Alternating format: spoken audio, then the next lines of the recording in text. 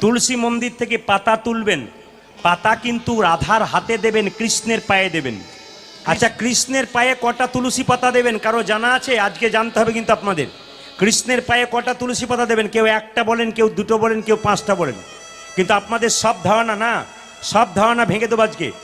কৃষ্ণের পায়ে আপনারা 3টে তুলসী পাতা দেবেন। কেন 3টে দেবেন? আমার দিকে তাকিয়ে নেন, আমি আপনাদের বুঝিয়ে দিই। এই যে আমার হাতে দেখছেন, এটা আমি কি পরে আছি জোরে বলুন? রাখি। রাখি যেটাকে বলা হয় রক্ষা সূত্র, এটাকে রক্ষা সুতো বলা হয়। এই রক্ষা সূত্রটা ভাই বোনকে পরায়, বোন ভাইকে পরায়, দিদি ভাইকে পরায়, আবার দাদা বোনকে পরায়, আবার বন্ধু বন্ধুকে পরায়।